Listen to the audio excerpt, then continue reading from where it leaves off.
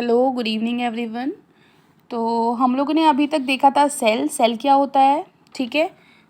Then उसके बाद में सेल में इम्पॉर्टेंट पार्ट्स कौन से होते हैं, plasma membrane, cytoplasm and nucleus. Plasma membrane क्या होती है, प्लाज्मा मेम्ब्रेन किसकी बनी होती है, phospholipid, cholesterol and glycolipids. And solution, solute, solvent क्या होता है, हाइपरटोनिक, हाइपोटोनिक, आइसोटोनिक क्या होता है। हम लोग थे transportation across plasma membrane. Then ये 2 टाइप से होता है, passive process and active process. Passive process में किसी भी प्रकार की एनर्जी का इस्तेमाल नहीं होता है, जिसके अंतर्गत आता है simple diffusion, facilitated diffusion and osmosis. अब हम लोग आ जाते हैं सेकेंडरी यानी कि एक्टिव प्रोसेस में। एक्टिव प्रोसेस में क्या होता है, इसमें कंसंट्रेशन ग्रेडियंट के अगेंस्ट सब्सटेंस को मूव कराने के लिए सेलुलर एनर्जी का उपयोग होता है। इसमें एनर्जी का उपयोग है, पर पैसिव प्रोसेस में एनर्जी का उपयोग नहीं था। Primary active transport energy obtained by ATP और secondary active transport energy stored into ionic concentration. ये 2 टाइप का होता है, प्राइमरी एंड सेकेंडरी। प्राइमरी में क्या होता है, एटीपी से ले रहा है एनर्जी, और सेकेंडरी में क्या होता है, आयनिक कंसंट्रेशन ग्रेडियंट में जो एनर्जी होती है उससे लेता है, ठीक है। तो अब हम लोग समझेंगे कि प्राइमरी एक्टिव ट्रांसपोर्ट होता क्या है, ठीक है। कोई भी पोलर मॉलिक्यूल या चार्ज मॉलिक्यूल होते हैं, ठीक। कोई भी पोलर मॉलिक्यूल या चार्ज मॉलिक्यूल होते हैं, जैसे कि सोडियम हो गया, पोटेशियम हो गया, अमाइनो एसिड्स हो गए, मोनोसैकेराइड्स हो गए।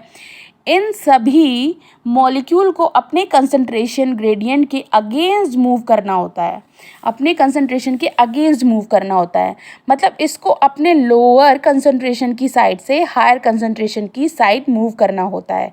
इसको हम अपहिल मूवमेंट कहते हैं। अपहिल मूवमेंट किसको हम कहते हैं, कि कोई भी मॉलिक्यूल जो कि अपने लोअर कंसंट्रेशन से हायर कंसंट्रेशन में जा रहा है, उसको हम क्या बोल रहे हैं, अपहिल मूवमेंट बोलते हैं।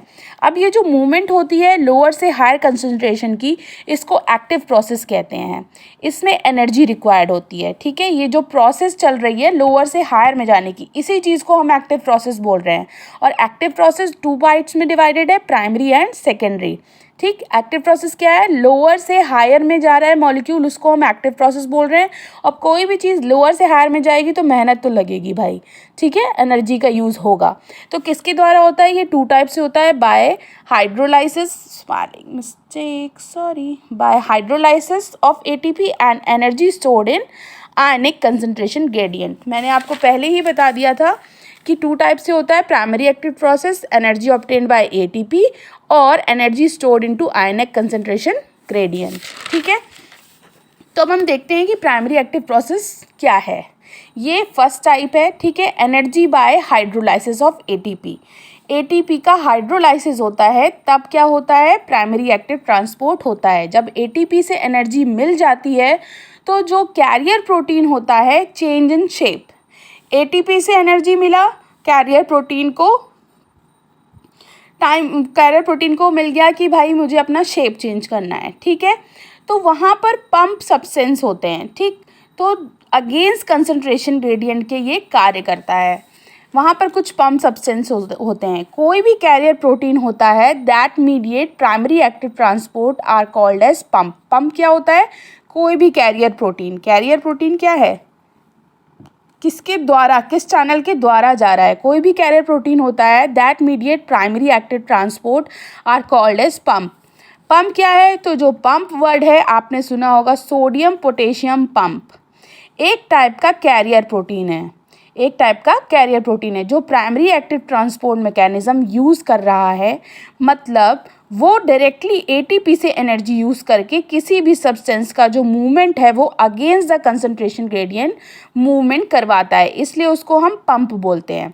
पंप का मतलब क्या है कि वो डायरेक्टली एटीपी से एनर्जी लेगा। किससे लेगा, एटीपी से एनर्जी लेगा और उसके कंसंट्रेशन ग्रेडियंट के अगेंस्ट यानी कि लोअर कंसंट्रेशन से हायर कंसंट्रेशन में लेकर के जाएगा, उसको हम पंप बोल रहे हैं। अब जो सेल के पास में टोटल एटीपी होता है, उसमें से 40% of total ATP in the cell is expense. तो सेल के पास एटीपी है जिसमें से 40% यूज़ हो जाएगा, खर्च हो जाएगा। प्राइमरी एक्टिव ट्रांसपोर्ट मतलब खर्च हो जाता है, ठीक है। एग्जाम्पल सोडियम पोटेशियम पंप, मतलब ये कैरियर प्रोटीन है जो प्राइमरी एक्टिव ट्रांसपोर्ट यूज़ कर रहा है, ठीक। क्या कर रहा है, प्राइमरी एक्टिव ट्रांसपोर्ट को यूज़ कर रहा है। या इसी को सोडियम पोटेशियम एटीपेज भी बोलते हैं। सोडियम पोटेशियम पंप बोलते हैं और सोडियम पोटेशियम एटीपेज बोलते हैं। अभी आपको डायग्राम के थ्रू बताएंगे कि एटीपेज क्यों बोल रहे हैं और पंप क्यों बोल रहे हैं। अब ये क्या करता है, जैसे हम जानते हैं कि जो सेल होती है बाहर सोडियम कंसंट्रेशन ज़्यादा है और अंदर किसका, पोटेशियम अंदर का ज़्यादा है, ठीक है। तो यहाँ पर क्या हो रहा है कि सोडियम अंदर है, ठीक, और पोटेशियम अंदर है और सोडियम बाहर है। ये क्या करता है, ये सोडियम के सेल को बाहर भेजता है और पोटेशियम को लोअर से हायर में अंदर करता है। जैसे कि यहाँ पर पोटेशियम यहाँ पर है, ठीक है। तो यहाँ पर क्या हो रहा है, यहाँ पर कुछ सोडियम भी पाया जाएगा और यहाँ पर कुछ आपको पोटेशियम भी पाया जाएगा।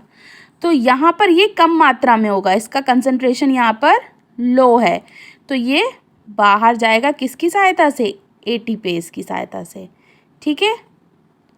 और ये किसकी सहायता से अंदर आएगा, एटीपेज की सहायता से अंदर को आएगा। इसका कंसंट्रेशन बाहर कम है और इसका कंसंट्रेशन अंदर कम है, ठीक है।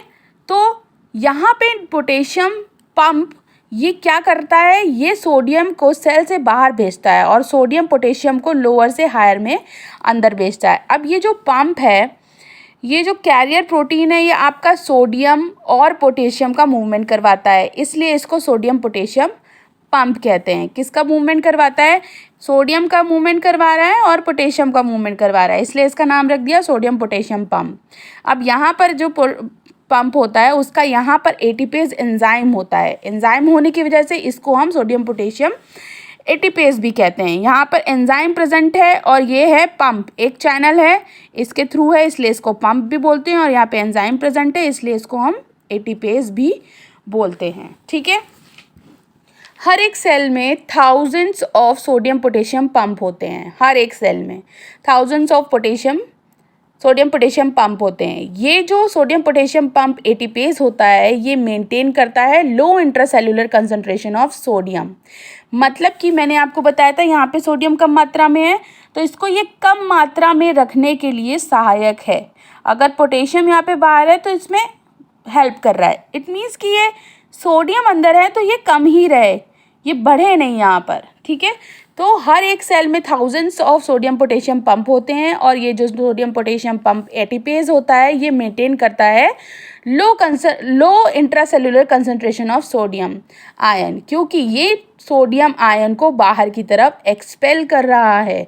जो इंट्रासेल्युलर सोडियम आयन है उसको ये लो मेंटेन करने के लिए रिस्पॉन्सिबल है। मैंने आपको अभी बताया कि यहाँ पर है तो इसको ये बाहर भेज देगा, भाई तुम्हारी जगह यहाँ पे नहीं है, तुम्हारी जगह यहाँ पे है, ठीक है। तो ये इसको यहाँ से यहाँ पे भेज देगा, ठीक है। तो we will see with the help of diagram, हम लोग देखेंगे यहाँ पर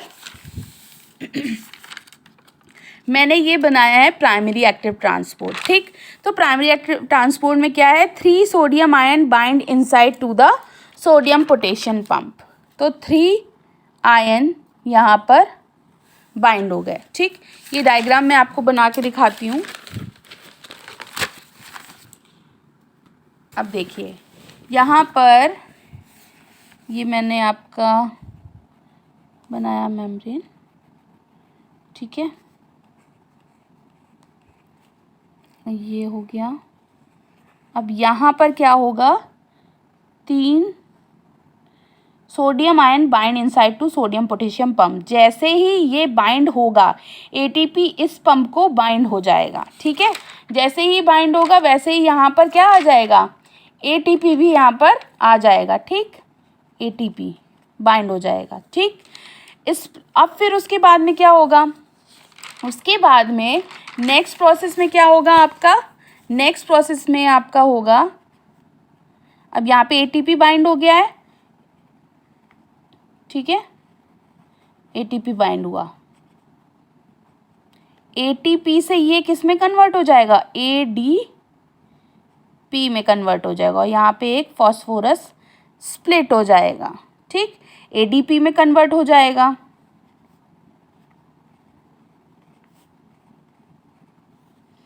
अब क्या हुआ कि ये जो सोडियम है, ये पहले यहाँ पे मैंने आपको बताया ये सोडियम है, ये 3 सोडियम के मॉलिक्यूल यहाँ पे बाइंड हो गए थे, यहाँ पे एटीपी आया, एटीपी ने क्या किया, एनर्जी दी, एडीपी में कन्वर्ट हुआ और उसने बाहर भेज दिया, किसको, सोडियम को बाहर भेज दिया कि भाई तुम बाहर जाओ, तुम्हारी जगह यहाँ पे नहीं है, ठीक है, ट्रिगर करके उसको भेज देगा।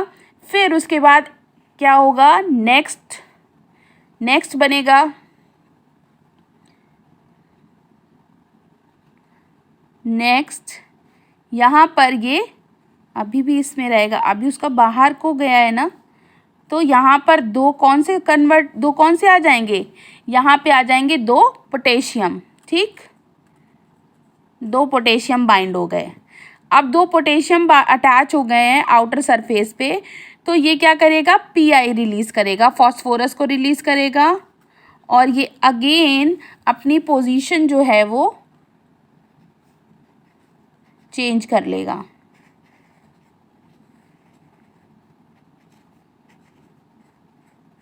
उसने अपनी पोजीशन चेंज कर ली और 2 पोटेशियम को बाहर कर दिया, ठीक है। यही मैंने यहाँ पे डायग्राम बना हुआ है। सबसे पहले क्या हुआ, इनसाइड 3 सोडियम के मॉलिक्यूल आ गए, ठीक है, ये बाहर की साइड है, ये इनसाइड है।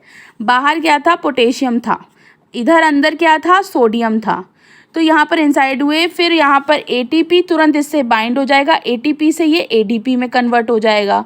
तो जो पोटेशियम था इसने फिर बाहर किसको कर दिया, सोडियम को कर दिया, और जो बाहर पोटेशियम था, पोटेशियम को ये अंदर कर लेगा, ठीक है।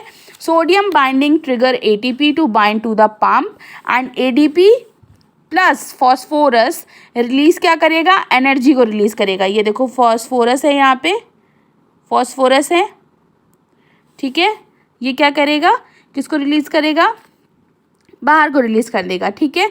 And protein shape changes move sodium outside, sodium को उसने बाहर भेज दिया। अब जो यहाँ पर बाहर जो पोटेशियम था, इसने बाहर से 2 पोटेशियम ले लिए, ठीक है, फॉस्फोरस यहाँ है, 2 potassium attach at outer surface of pump causes Pi to release, ठीक है। देन फिर क्या होगा, आपका ये 2 जो पोटेशियम है वो क्या होगा, imported to release of Pi, pump to return its original position, ठीक है। तो potassium moves into the cell.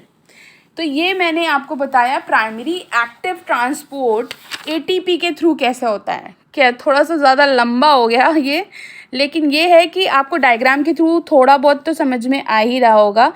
मतलब सिंपली है कि आप लोग रट लोगे कि एटीपी के थ्रू ये होता है, एटीपी से एडीपी में कन्वर्ट होता है, लेकिन ये कैसे हो रहा है, जब एटीपी इस पे अटैच हुआ है फिर वो एडीपी में कन्वर्ट हुआ है और उससे एक फॉस्फोरस निकला है, तब उसने पुश किया किसको, सोडियम को किया। अब बाहर है क्या, पोटेशियम, तो पोटेशियम को जगह मिल गई अंदर आने की। इस तरीके से ये कंटिन्यू काम करते हैं, अंदर को मूव होगा फिर ये बाहर को हो जाएगा, फिर बाहर से ये पोटेशियम लेगा फिर ये अंदर को मूव हो जाएगा। तो ये हो गया आपका primary active transport with the help of ATP, ठीक है।